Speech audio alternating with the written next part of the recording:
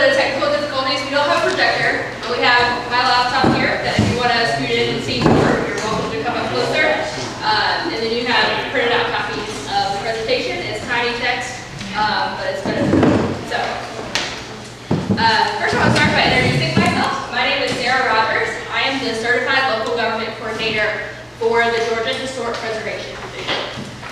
So that is a very long title to say that I work with local communities across the state to teach them how to do preservation in a way that works for them. So that's what we're here to talk about this morning.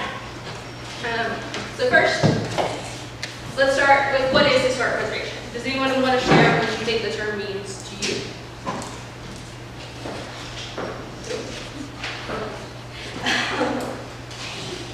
Alright. So if you talk to 100 different people, I think every single one of those people will have a different definition of what preservation is and what it means to them. So here on the screen are 3 different definitions from the National Park Service, who defines it as: historic preservation is a conversation with our past about our future. Our nation's history has many facets, and historic preservation helps tell those stories. Wikipedia, the always reliable definition source, says that historic preservation is an endeavor that seeks to preserve, conserve, and protect buildings, objects, landscapes, and other artifacts of historic significance. And then the National Trust for Historic Preservation defines it as: preservation is about protecting the places that matter to each of us. We want our children to know these places. We want them to stand as beacons for us and for those who come after us, to tell our stories and the stories of our communities. So personally, I think my definition is probably a combination of all 3 of those. I think that historic buildings are a tangible link to the past and those that came before us. At its core, preservation is about people and preserving the contributions of those that came before us. I think it's our duty as a society to respect those past contributions and make sure that they're around for future generations to learn from as we can. So let's talk about a little bit about the preservation framework in the United States. So there are 2 different halves of preservation: the government side and the nonprofit side. Today we're going to talk about the government side because the city of Clarkston is a local government. So on the local level, you have local historic preservation commissions and local governments. On the state level, you have state historic preservation offices, which HPD is Georgia's State Historic Preservation Office, and we'll talk about what we do and what that means in a minute. And then our national park partner is the National Park Service. A recent study found that about 70% of jobs in the preservation field fall on this government side, either working directly with the government or as a government contractor that only exists because of regulations and laws. On the nonprofit side, you also have 3 different levels. You have local historic societies and local preservation nonprofits. We have Mallory Donaldson from DeKalb History Center with us today. She is DeKalb History Center will be your local preservation nonprofit. On the state level, we have the Georgia Trust for Historic Preservation, which is our statewide preservation nonprofit, and the Georgia Alliance of Preservation Commissions, which is the advocacy body for local preservation commissions on the state level in Georgia. And then we have the National Trust for Historic Preservation, which is the nationwide preservation nonprofit. They focus on national issues and buildings of national significance. We also have the National Alliance of Preservation Commissions, which groups preservation commissions from across the country together to advocate for their needs. And then the National Conference of State Historic Preservation Officers, which is the advocacy body for state shelters on the national level. So we all work together. You can't really see it in here, and it's not on your printed picture, but on the back of this slide, if we had a screen, it would show a picture of HPD staff and the Georgia Trust staff on a hike that we did last year. So we work together with them a lot, and we work things that we can't do, we can't advocate because we're a government. They do on their end because they're a nonprofit and they can.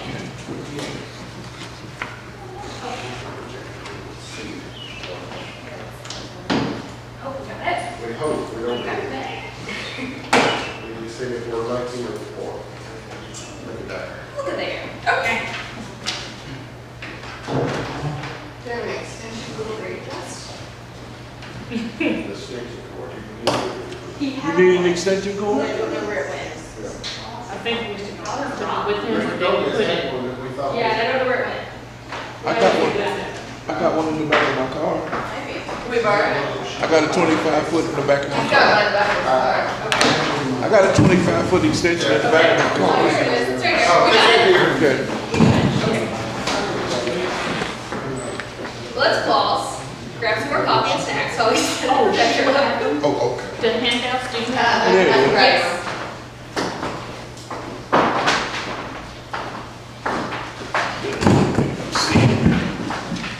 Yeah.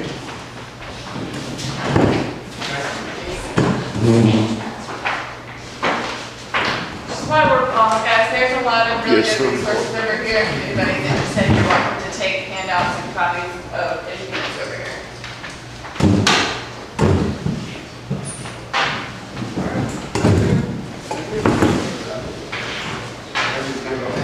Oh, good. Somebody had it right. It's not the right word, so.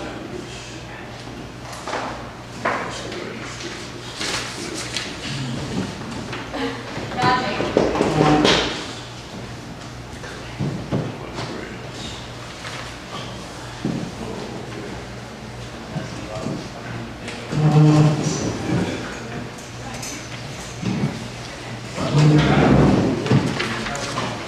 Your, not working. I think the city needs to maybe get another projector. I'd like it that goes to this projector, but it goes to like a computer or a TV, not a computer. Whoever used it last, it right to back in the line. Okay, so still no projector? Yeah, still no Okay, projector. all right. Because I don't have that. Okay. Somebody's gotta have it in the city, you know? I'll make it, I'll find it. We'll be here if you. I'll go look for It's it. all right, thank you. All right. Continue. Well, I know. Parents was set up. Okay. So, so preservation in the United States started with Mount Vernon, which is George Washington's house. In the 1800s, a lady named Anne Pamela Cunningham got together with her friends and saw that Mount Vernon was falling into disrepair. And she's like, this is our first president's house. We need to do something about this. So they got together and formed the Washington Ladies Association. And they bought Mount Vernon from the last ancestor and preserved it as a museum is today. So that really kick-started us off. And the next big event came in the middle of the 1900s. In the 1950s, as we were building interstates across the country, urban renewal was happening, and that was wiping out a lot of historic buildings across the nation. And as a direct result from that, we got the National Historic Preservation Act, which was passed in 1966. And that act, in 1966, established a state historic preservation office in every state, established the National Register for Historic Places, established Section 106 review, which is where when federal entities spend money, federal money on projects, they have to take into account how that money will affect historic resources and how they can mitigate any adverse effects on historic resources so that your federal tax dollars don't go to tearing down your history. It also established the Advisory Council on Historic Preservation, which is an independent federal entity that polices the other federal agencies to make sure that they're doing right by preservation and following the regulations set out in Section 106 of the National Historic Preservation Act. So, in later amendments in 1980, it established the Historic Preservation Fund grants and the Certified Local Government Program, which is a program that I run. We'll talk about that in a minute. So, at HPD, like I said, we are the Georgia State Historic Preservation Office. We have about 30 staff. That's increasing soon. We have a variety of academic backgrounds in our office, from historic preservation. My undergrad degree is in geography. We have archaeologists, historians, planners, and all other related academic fields. We are federally funded by the National Park Service, the revenue generated by offshore oil leases, so none of your federal tax dollars go to pay for us. And then we get matching budget appropriations from the Georgia State Legislature. Our mission is to promote the preservation and use of historic places for a better Georgia. So we do that through several ways. We carry out all federal and state mandated historic preservation activities. We provide preservation education training, local technical assistance, and statewide support, so that's why we're here today. We are also the home of the State Archaeology Program and the State Archaeologist. So some of those federal and state mandated programs, one of which is the National Register for Historic Places. This is the nation's official list of historic properties that are worthy of preservation. Eligible properties must retain a large degree of historic integrity and meet at least one of the federally established criteria for significance. Does anyone know what one of those criteria are? There are 4 of them. Jake, yes? Yes. It has to be at least 50 years old. Mm-hmm. Any other guesses? No. Okay. So to be considered significant, a building has to be associated with an important event, an important person, an important style of architecture, or be able to yield information related to archaeology. Listing on the National Register is an honorary designation. It does not place restrictions on the use, treatment, transfer, or disposition of private property. So you can list it on the National Register today, and as long as you're using your own money to do so, tear it down tomorrow. The only protection that comes with this is if there's federal money or federal licensing involved in the project, then it would go through that Section 106 review. But if you're using your private money, you can do whatever you want to the building that's listed on the National Register. So, Clarkston does not have any National Register listings, by the way. So once this new Preservation Commission gets started, that's definitely something that you guys can work towards. One of the benefits is that the building listed on the National Register of Historic Places is eligible for historic tax incentives for its rehabilitation. So there are 3 different programs in Georgia. One is the Federal Rehabilitation Investment Tax Credit. So this applies only to income-producing buildings, so commercial buildings or buildings that are being rented. This is 20% of the qualified rehabilitation expenses that can be claimed as a credit back on your federal taxes. That 20% credit is spread over 4 years, so it's about 5% a year. And then we have 2 state programs as well. One is the State Income Tax Credit for Rehabilitated Historic Properties, which was just altered in the last legislative session. So we're still trying to see what shakes out of there and how that program has changed, if at all. We know that one of the changes is going to be the ability to claim that credit over 10 years. So if your tax liability is not large enough 1 year, you can take it to the next and take it to the next and spread it out. So more people will probably be able to use the credit. That is 25% of your rehabilitation expenses back as a tax credit, and that applies to residential and commercial buildings. And then the third program is the State Preferential Property Tax Assessment for Rehabilitated Historic Properties. This freezes a building's property assessment at the pre-rehabilitation value for 8.5 years. So in some parts of the state, that program is worth more than the income tax credit because property taxes are rising so quickly. Yes? So I got here 2 or 3 minutes late. And I'm trying to understand exactly what you're saying and I wish you put more in the layman term. Okay. Now my people moved in Clarkston in 1905, and I'm raised in Clarkston, and I know, excuse me, and I know a lot about Clarkston history. And I want to know all of what you're saying, how does it apply to Clarkston? But a lot of stuff that they should have preserved, they didn't do. They tore it down.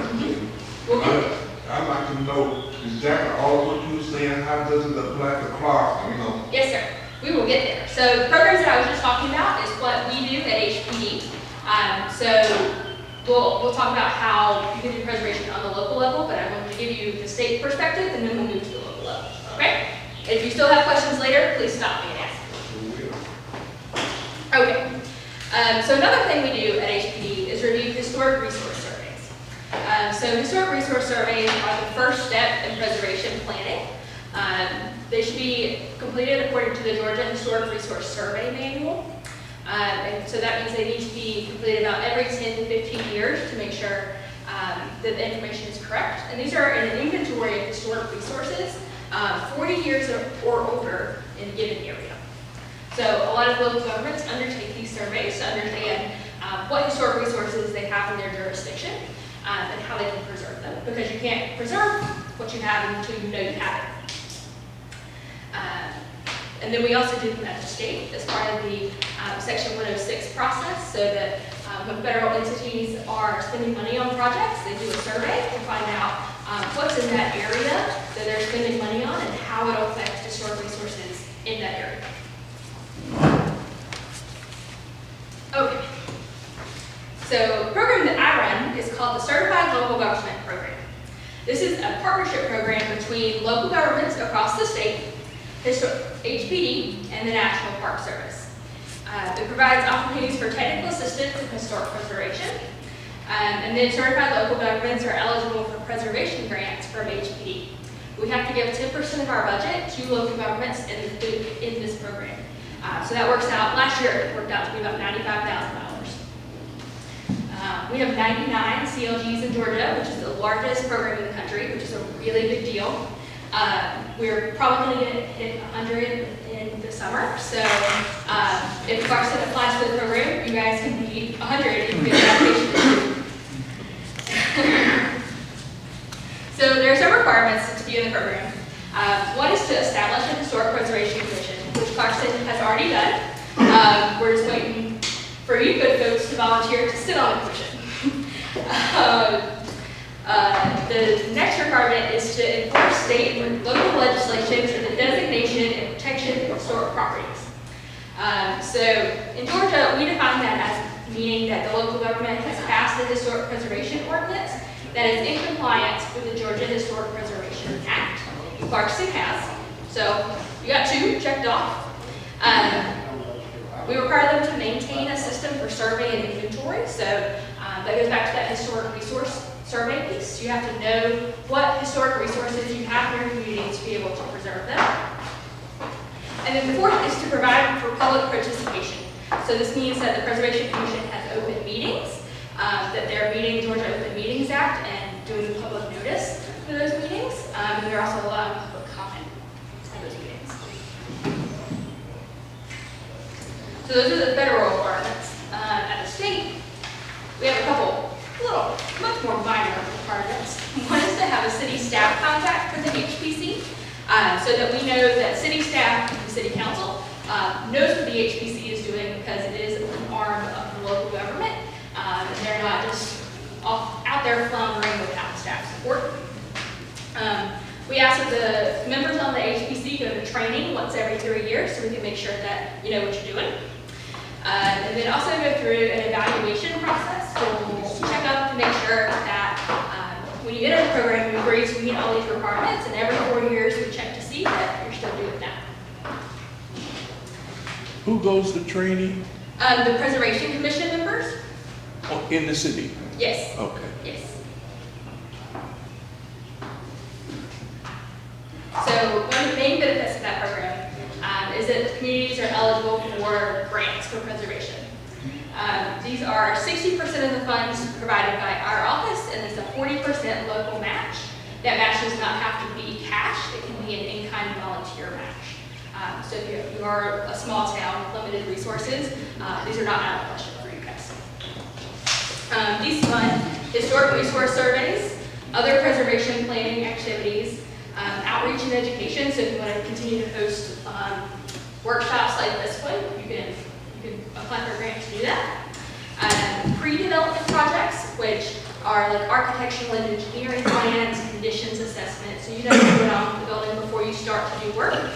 And then we also fund actual bricks and mortar development and rehabilitation of buildings.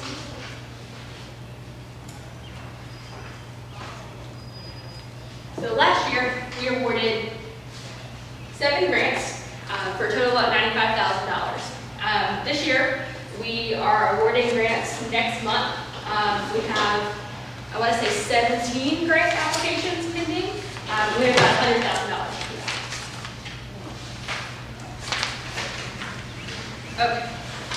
So now we're gonna start talking about stuff that matters to Clarkston.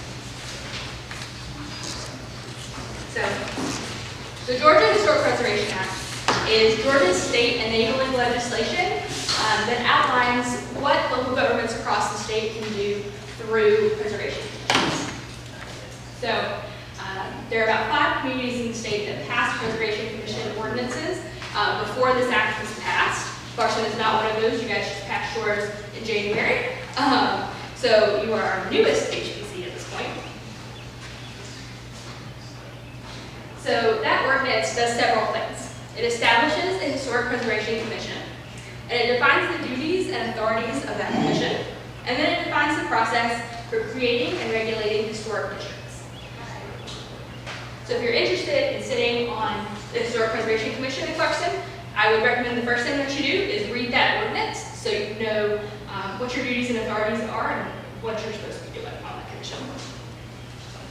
Are there generic ordinances? We have a model ordinance, which probably about 85% of the state uses.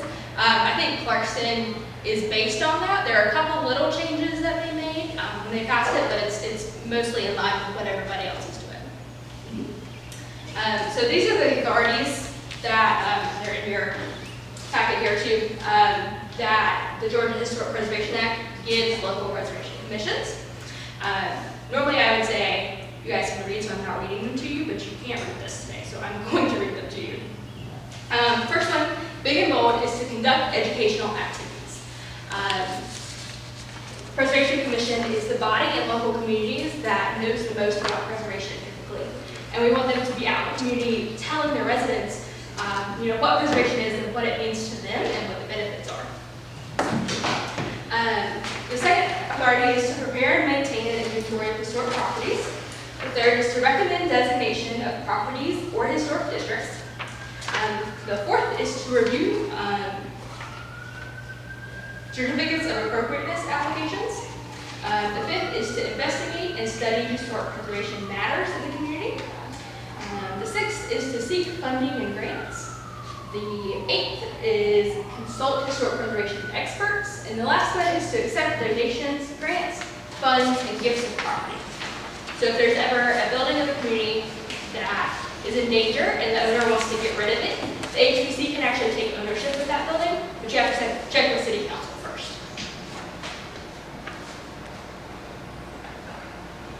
So these are some examples of outreach that preservation commissions across the state do. I'm not going to read all of them to you, but point out one of my favorites is the City of Rome partnered with Carbon Clinic, which is a doctor's office in their community, to host a hike through history with one of their hilltop cemeteries. So it got people out and walking, which is what the doctor's office would do. And it got people to learn about the cemetery, the history of people that are buried there, and the history of Rome, which is what the city wanted. So there's a really outside of the box partnership opportunity that I never would have thought of. Okay. So one of those authorities that the Preservation Commission has is to recommend the designation of local historic districts to City Council. Now, City Council has the final say on these, so the HPC just can't make this decision for everybody. But local historic districts, definition that's in the ordinance is a local historic district is a geographically definable area which contains buildings, structures, sites, objects, and landscape features which retain a special character or special historic / aesthetic interest, represent one or more periods, styles, or types of architecture typical to the city, county, region, or state, and constitute a visible perceptual boundary of the city. So, I'll turn it over to Mallory here in a minute. But the city of Clarkston has kind of done a minor historic resource survey to figure out what areas of the city might be eligible for it to be a local historic district. Here's what these maps are. But if they were to designate one of those areas or all of those areas as a local historic district, what that means is that any material change in appearance to a building inside of one of those districts, which, tell you what that means, is material change in appearance is a change that will affect either the exterior architecture or environmental features of a historic property or any building, structure, site, object, or landscape feature within the local historic district. Any changes to buildings like that have to go before the agency to be approved before they can be enacted. So examples of things that fall under that: window replacement or alterations to materials on a building, demolition of buildings, relocation of buildings, erection of signs, or new construction in the district will be reviewed by the HPC prior to a CAP.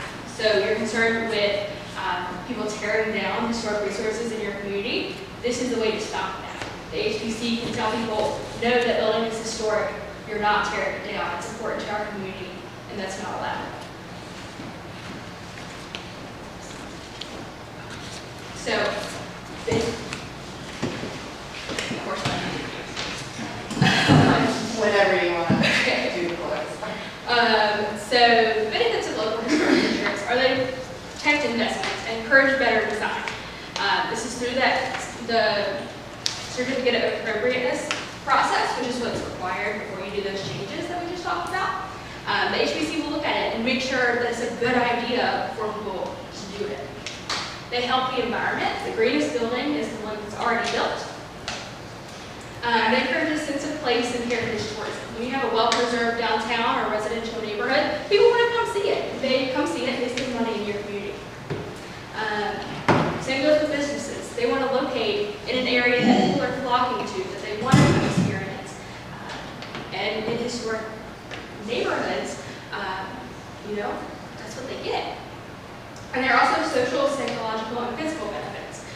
Typically, historic neighborhoods are more walkable than the neighborhoods we build today. So people get out and walk, and they're healthier. I'm going to talk about these first. Okay. So there are several things that we think of when we're creating these districts. I want you to keep in mind the potential districts we have here. So when you're creating boundaries for historic districts, you want to think about a couple things. One of those are historical factors.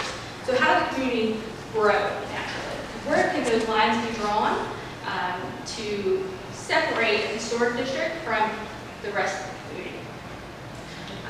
Physical factors. So topography, gateways, entrances, and vistas. Think about what's important to include in that district and maybe what doesn't fall under the same history. And then physical factors.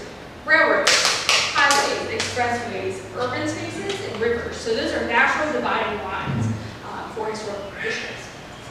And then also survey lines. You want your district boundaries to follow along legal property lines. You don't want to cut off someone's rear garage from their house. All properties stay together. And then also political considerations. Like I said, the city council are the ones that actually approve this, and they want to be reelected, so they want to make good decisions for their community.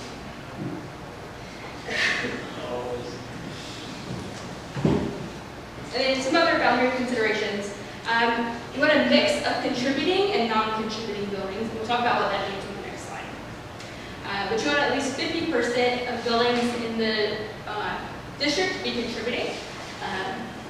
I also want to think about the inclusion of historically vacant lots, because if a building is, or a lot is historically vacant, building a new structure on that site can dramatically change the look and feel of that area.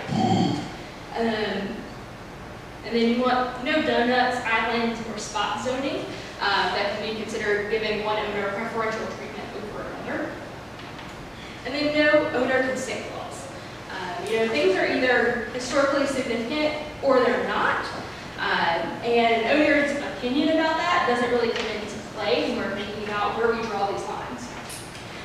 The owners have the opportunity to be heard at public hearings, and they also can give input into how you write your design standards for the district. So if they're concerned about being in a historic district, they have their opportunity to tell people about that. But they can't just say, no, I don't think I want to be in here. Think about historic preservation districts as zoning. You wouldn't, if your zoning in the whole area is residential, if one person in the middle says, I think I want to be commercial, that's not allowed. And that's not allowed in historic districts. Okay, so contributing and non-contributing. In these maps here, I think the blue is contributing and red is non-contributing. So what does that mean? To be considered contributing, a resource must be at least 50 years old and should retain the majority of its integrities. So there are 7 aspects to integrity. One is the location. So has the building been moved or was moved prior to 50 years ago? The design of the building. So does it still have its original form, plan, space, structure, or style of the building?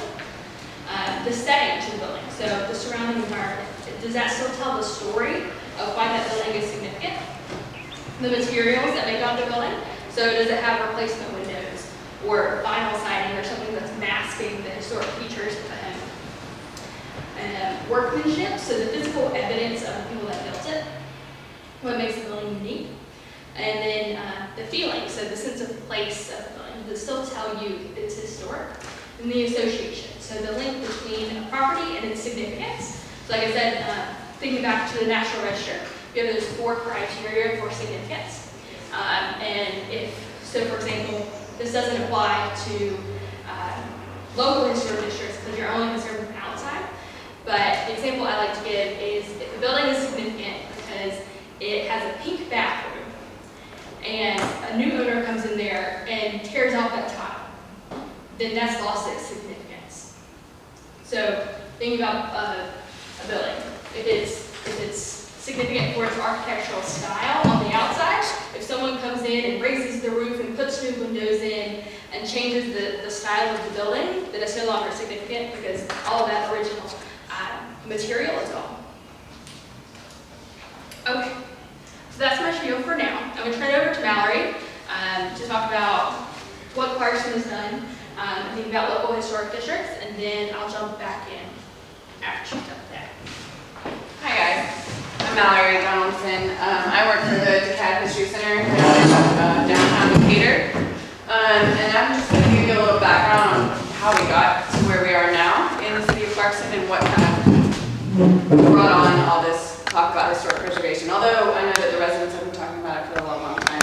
I was brought into the fold last September. And we were asked to come and look at one particular building, and it's the blue house right over here on the corner. It's 3673 Hill Street in Clarkston. It's through the trees right over there. I'm sure you guys know it. It's probably one of the biggest houses that I've seen in Decatur. Yes. Yeah, if not the biggest residential property. And the question at that point that was raised by Mr. Terry was, is this house historic? And if it is, what can we do to protect it? Because it had recently been purchased by the church right here. And they didn't want to lose that resource. So we came out and took a look at the building and right away said, yes, it is historic, circa 1900. And then we started looking around and we were saying, there's actually a lot of historic buildings around here. So we went across the street, mostly into this residential neighborhood right down here, and realized that there was a huge number of historic houses that were all of similar time period and all retained a lot of that integrity that we just talked about, if not all of them, most of them, a huge portion of the houses over here. So then we said, well, what else is historic? So we went driving all over Clarkston and realized that you guys have a ton of historic fabric in different time periods, but all, even up to the 1970s. Some of your buildings that were built in the 1970s are technically historic at this point. So we did a informal windshield survey, which is basically driving around and seeing, identifying a lot of these characteristics that you just spoke of. Is it 50 years or older? Or does it look that way from your windshield? And then go back and verify that.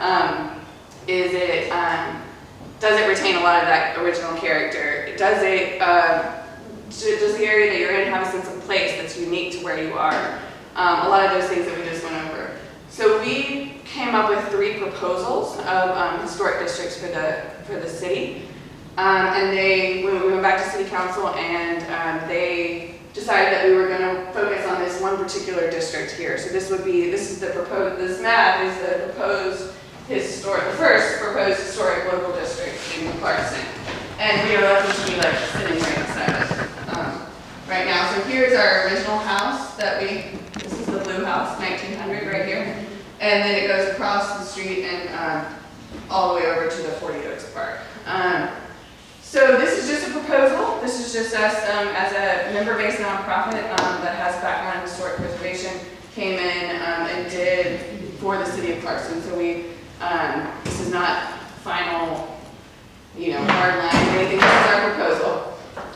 Again, all the blue properties that have dates on them, or dates or not dates, is contributing. And these red properties are not contributing. You guys probably know this cul-de-sac that's built over there in Carroll Park Drive. I think it was 1980s, like 1980s. So there are some mix of contributing and not contributing buildings in this proposed district here. So that's kind of how we got to where we are now. The way to protect that house from being torn down or developed is to create a local historic district. Yeah. So that you can put design guidelines in place that will prevent the church from tearing it down. Wonderful. So back to the beginning where we started with that one house. And not only that, there's a lot of people who live in this neighborhood, if you drive through there, who have signs outside that say protect historic Clarkston. So that's what we're trying to do with this meeting and with everything. Sarah is trying to help us do the government side of that. Yeah, that's my little plug about how we got here. Any questions? So private ownership, the preservation committee can designate a private owner in an historical area how to do their project. Like if they want to tear it down, that's not their choice, even though they can still say they're in this historic area. Right. But personal property owners of what they want to do with their property, how does that? Sure. So This is a real expert here, so I'm gonna let her take it over. Good job. So personal property rights are definitely a big concern in historic districts, absolutely. Like I said, property owners have the right to be heard in the designation of these districts. So there are multiple public hearings that they can come and talk about their feelings. There's a lot of public notice that goes into designating those districts, so no one should be able to say, oh, I didn't know this was happening. There's mailings, it's in the newspaper. People, we want to tell people this is happening. And then also local residents should be involved in the process to write those design guidelines to make sure that they reflect how the community feels about their neighborhoods. Design guidelines are a local decision. The decisions that the Preservation Commission makes are local decisions. So you can make those guidelines as stringent or as relaxed as you guys decide. So it's not anybody coming in saying, this is what you can and can't do with your building. It's not the government coming in and saying that. It's, as a community, you guys deciding what you want people to do with those particular buildings. So it's the establishment of the guideline. Yeah, we'll talk about that process. Yeah, because that's where I was, that's where my question is. The So you guys establishment is make different that. than actually, being there and actually, saying that this is private property and what I can't. Absolutely, and if they still don't, the property owner doesn't agree with the decision that the Preservation Commission has made, they have rights of appeal. They can appeal to City Council first, which City Council uses their decision is based on if the Preservation Commission abused their discretion in making their decision, and then if the owner still doesn't like their decision, they can take it to court. So it's definitely not a final say, and if they don't like it, they have their due process there. I have a question. The blue area is the contributing area to what you have on the map there as an historic district. Okay, so anything outside of that area, because I'm looking at where our neighborhood would be located, and it seems like maybe the research was not done in that particular area. Well, what happened with where this came from was that they wanted to put, that was in reference to saving that particular house. That's where that came from. Now, once this commission, HPC commission to the city of Clarkston is in place, and you have people seated on the commission, more districts can be involved. Oh, So this is just laying the groundwork okay. with one district, get the ball rolling, get all the paperwork and the people in the right place to continue. Most places don't stop with one small district. This was just the beginning. And then you would go into other neighborhoods. So three districts were proposed, and it's sometimes more digestible to start in a smaller area and then expand. Does that make sense? But I guess I would have to, once again, appeal to the city council, and you can help me with this, or because of the historic area that we live in our neighborhood, I mean, it really dates way back before probably a lot of this was built. What can we put in place now, even though we have land and people want to buy it, Yeah. and we do own a lot of it and want to sell, but we want some protective coverings or protective codes or something of that Yeah, nature. that actually feeds into a question I was going to ask. Okay. I think it might be in your presentation. I was going to Protect us ask. from this. Right, Just because obviously like the and stay with the HBC. character of the. Right, because obviously the commission kind of takes a minute to get going. So one of my questions earlier, which I think you might cover, is what is the difference between doing a commission and doing just establishing an overlay district? Like, and how that, like, what are the pros and cons, and what was the difference? Yeah. I don't know. It depends on your motivation. So once you get people seated on the Preservation Commission, local historic districts can move pretty quickly. There are several steps that I will talk about in this presentation, but they're one of the handouts. So you have to write a report about the history of the neighborhood and why it's significant and why you want to be a local district. And then there's public notice involved, so that takes about 45 days to do the public notice to make sure everybody knows what's going on. The city council votes, and then you have your district. So it's really just a couple months. And the holdups there are really the public notice. That's what takes the longest. And those are state requirements, so you can't rush those. That's to go through a commission process. Right. But those get moving pretty quickly, especially if the ownership supports it. I'll get your question. I see you. So for an overlay district, that also, overlay districts can be very restrictive or they can be very vague and open. It depends on how you write the regulations. I'm not familiar with planning and zoning laws, so I can't tell you how quickly that moves. I imagine it's probably going to be about the same timeline for. It is an amendment to the text. Yeah, It's so. an amendment. It requires a public notice. Yes. Yeah, Yeah. so. similar time. Similar timeline Right. probably. And that is, an overlay zone would be reviewed by the planning commission, which doesn't necessarily have experience in preservation or have training in preservation, so they don't always know what they're looking at.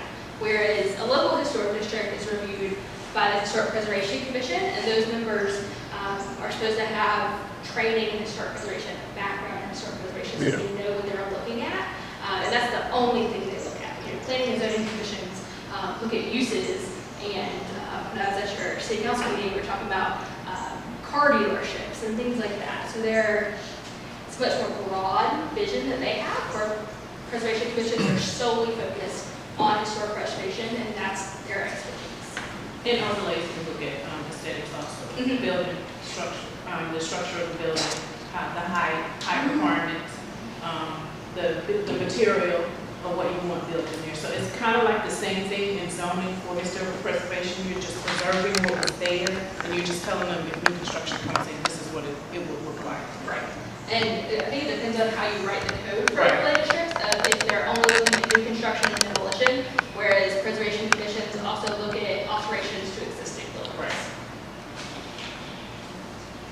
Does that answer all your questions? Is that yours? I'm envisioning two scenarios, one for their district and one for this district. The obvious move to create this district in this area is to preserve this house. As we move forward in establishing that, what guarantee do we have that this person won't just go ahead and tear it down anyway, or anybody else in that district, just to avoid being restricted later, tearing it down? Sure. Do we do a moratorium on demolition permits or Yeah, something along those lines? Yep, the ordinance gives city council that authority. I think it's worded as, while the Preservation Commission and the city council are considering a local historic district, they can put a moratorium in place on whatever they feel is appropriate, whether that's demolitions, new construction, or any building permits in the district. So that might be important for you guys Yeah. in the process, where you could ask the city council to put a moratorium while you guys organize for this Right, Does that help? right, that's my question. For their Yeah. district, is they've got some lots that are buildable, and they want to have restrictions on what type of buildings they put, so there should be a moratorium on that one. There should be. Yep, and that falls in the city council's hands. Um, Yeah. So I see, I mean, both the significance of preservation district, but I think that's, it's kind of balancing preservation and development at the same time.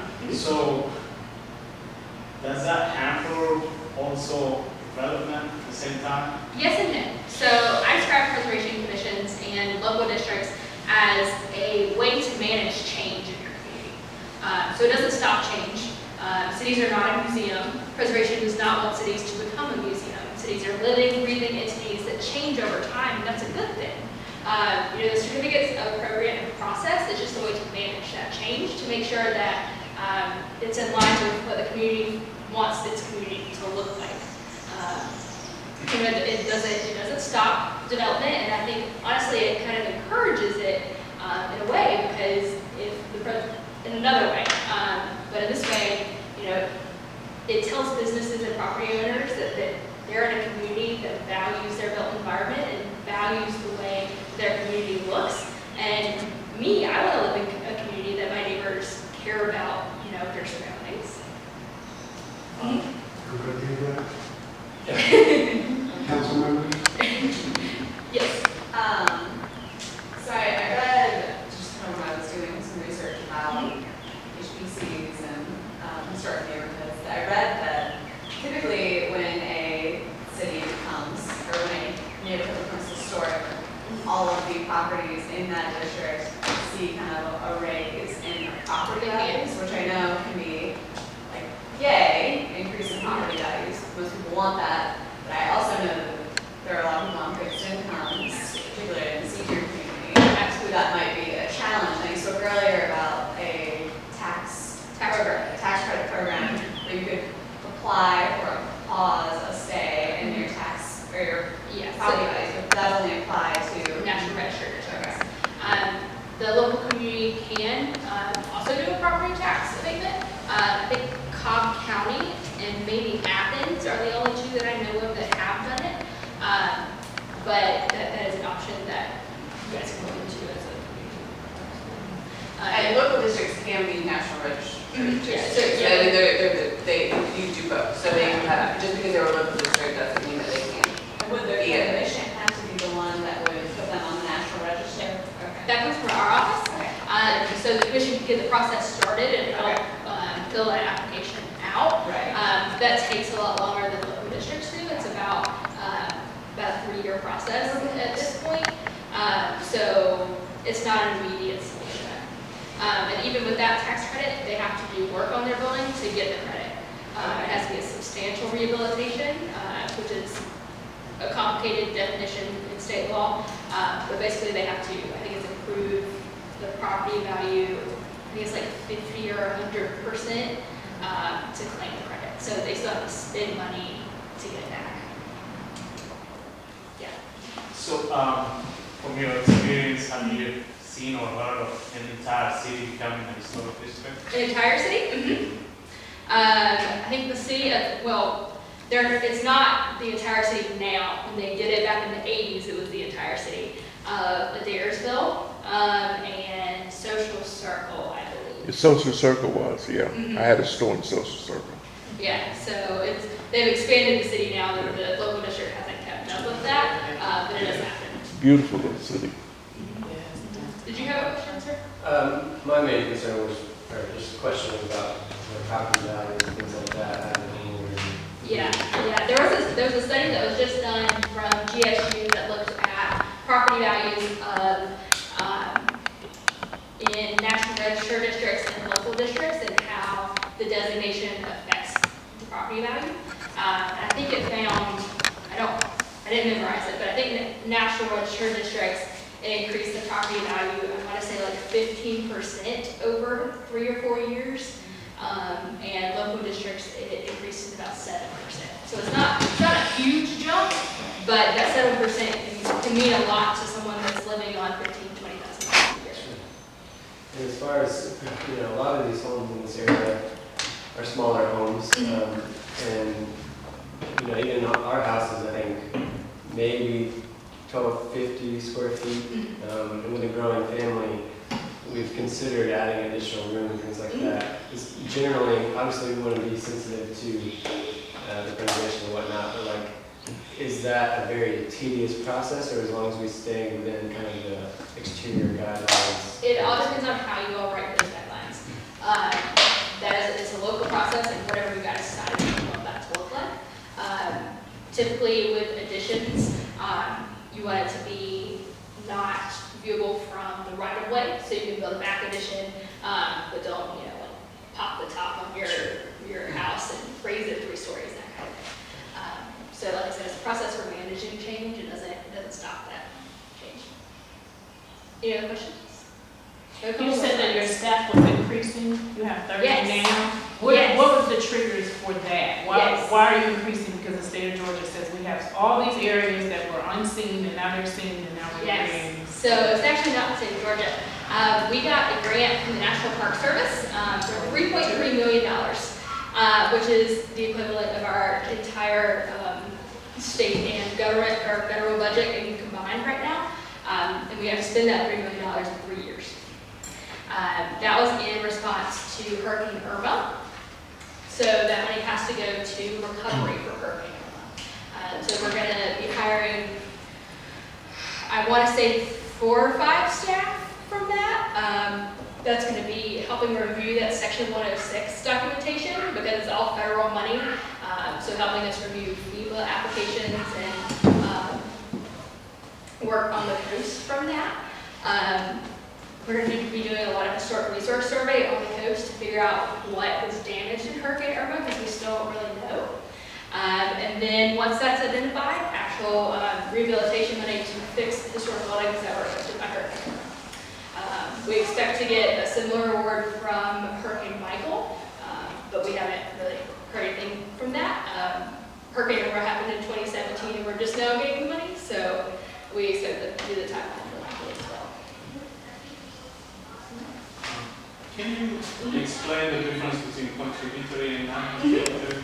Yeah, so you have it on page 9 of your printed out handout here. So to be contributing, that basically means that the building is considered historic. So it's at least 50 years old. It has its integrity and it relates to the significance of the district as a whole. Non-contributing either means it's not 50 years of age yet, or it's had too much change for someone to look at the building and say this is historic, or those are the main reasons. Non-contributing buildings still have to go through the certificate of appropriateness process, but depending on how you write the design guidelines, they can be held to a lower standard. What we're talking about. Are the areas that you're going to designate as historic going to have markers in them? You can. It's a local decision. We don't have grants for markers, but if you guys want to buy them and put them on buildings, absolutely. There are a couple other outside organizations that you can get grants from. When I worked for local government, we wrote a grant to AARP, the elderly insurance company. They have grants for walkable communities. So we tied those plaques to a walking tour and got a grant to fund a walking tour and to buy, I think, like 12 plaques for historic downtown buildings. So you've got to think outside the box. Yeah, so let's talk about the certificate of appropriateness process. Your question about contributing, not contributing fits into this. So once a local historic district is designated, gone through the process, you've written the report, you've done the vote notice, city council vote, yes. Like I said, any material change in appearance in buildings in that district have to apply for a certificate of appropriateness first before they do that work. So that is the form that you see also on page 9 on the bottom and on this thing here. So the HPC should review the COA application according to the design guidelines for the local district. So we've been talking about design guidelines and design standards a lot. So we're going to tell you what the role is. Do y'all supply all this paperwork to the commission? No.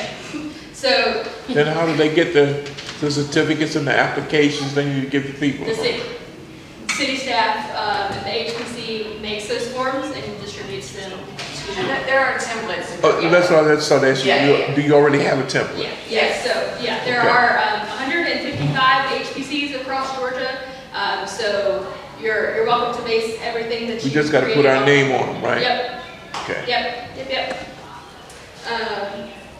So design guidelines. These are one things that are really not simple-faced because they're tailored to the unique historic resources in the local historic district. So what makes Clarkston, Clarkston? The buildings that are in this district around Clarkston are a lot different than, downtown Avondale Estates or downtown. So you want to make sure that's reflected in the design standards that you have in the district. So design guidelines are an illustrated manual which the HPC uses to interpret the preservation standards in the ordinance. Guidelines guide the applicant's work and the commission's decisions. So these are a public-facing document. Like I said before, local residents should be involved in writing them. And then once they're done, they should be distributed widely. So everybody in the district knows what's expected of them, and the HPC knows how to make their decisions. These are, whether people on the commission have preservation knowledge or not, they need to be able to read these design standards and understand them and interpret them for their community. They're not just sitting and reviewing these applications saying, oh, that looks pretty, that's a good idea. These are actual written down standards that are not up for someone's idea of printing. Gotcha. So some quick tips for design review. One is to post that application for the certificate of appropriateness on the city website so people have easy access to it. Owners are a lot more likely to fill out forms when they know where to find them. And if they can do it online instead of having to come into City Hall and talk to somebody. The second is to create a section in those design guidelines that spells out the review process for residents so they know when to submit those applications, where to submit those applications, and who to talk to if they have questions. The HPC must act on COA applications within 45 days or they're automatically approved, so the commission has to be meeting regularly. Like I said before, widely distribute the design guidelines. Everyone should know what's expected of them. And then HPCs and their members are not the preservation police. Code enforcement should come from city staff and the process that you already have defined. And then, like I said, people have rights of appeal. HPCs will get appealed, and in a small town, that's very easily to take that personally. But like I said, property rights are a big deal, and people feel very strongly about their property and the way that their house looks. So you will be appealed, and that's okay. That's why it's there. And then finally, my shameless plug, I run our newsletter for our office. It's called Preservation Posts. If you want to sign up for it, my email is on the last page of your handout. And then follow us on social media. I also do that, so please follow us. All right, well that is my spiel. Do you guys have any questions? Are there any manuals that you issue to the city for their commission? Define manuals. In other words, what you've just given us here, this is just a summary. Not concerned. I'm talking about a manual that we can open up as a commission, let's say, and find specific things that we need to talk about. Sure. So most of that will come from your design guidelines. That does become a manual. It's like Right. Oh, in other words, you're telling us that we make the guidelines? Yes. based on some there's templates out there and things like that to base it off of, but that becomes kind of your manual or your Bible for the district. And How many people will be in on making these guidelines? On the commission? so 3 people will sit on the Preservation Commission. I'm sure City Council is open to expanding that if there's interest. But the whole community can be involved in writing guidelines. Like I said, it should be an open process. Everybody should have a say in that. And we do have grants if you're part of the Certified Local Government Program to fund design guidelines. So But we had to have the commission appointed first. right. We established the commission back in January, and we started with admission as the minimum, just Oh, because okay. we weren't That's a sure minimum. how many people we Okay, would yeah. have. Since January, we've had one person apply. Yeah, I didn't know nothing about it until the other day. Yeah, so we've had one person apply, since January. Well, I'm applying. I intended to bring my application. I'm applying too. That's what, well, that's the Yeah, that's great. Yeah, and all of these other things can come after, because you just gotta get 3 people plugged in, and then all these things we're talking about. And like Sarah was saying too, I think I've talked to a few people about applying, and a common piece of feedback I got was, oh, I don't feel like I qualified, right? I don't know anything about historic preservation. Like Sarah was saying, we'll send you to get trained in it. That's what I'm starting to ask. Well, That's exactly what I'm starting there to is ask. a training, and so if you have the interest, Yeah. apply. I've been to the training Yeah. before at Yeah. Carvincent, but I guess it's updated by now. Yeah, we do 3 every year across the state. Yes. We have one coming up at the end of the month on Tybee Island, so if you want a vacation, we have 2 spots left. Oh, okay. Yeah. Do you guys offer any classes through GMI? Not right now. We are working to build that partnership. We used to present at their elected officials training, and then for one reason or the other, that stopped happening. We do trainings through GMA for downtown development. Yeah, I was gonna say, I saw you present at the Downtown Development Authority, you touched on historic preservation groups Yeah. and things like that. Yeah. That's for the National Registrar. It's a little different. Right, and it's a session like this. It's 30 minutes, and we do day-long trainings for HPC members. The one in Tybee Island is going to be 8:30 to 3:30 with 5 sessions in it. So you get a lot more. You also get to talk to other people around the state that are on preservation commissions, so you can get ideas from them. They can do that also too.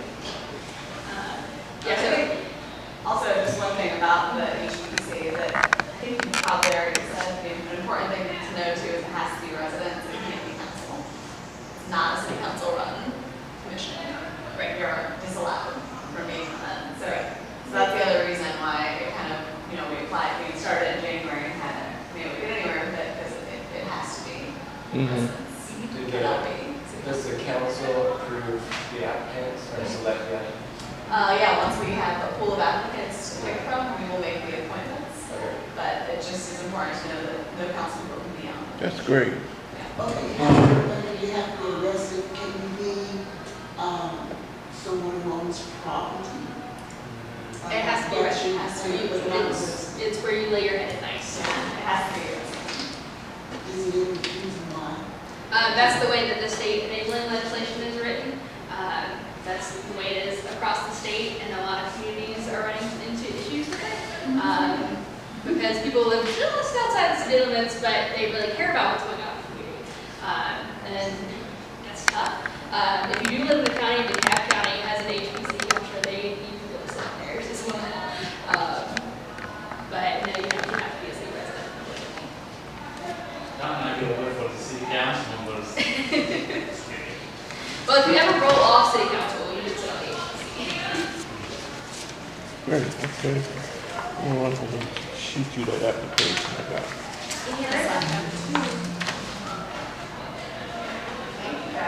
Yes, thank you all for coming. Okay.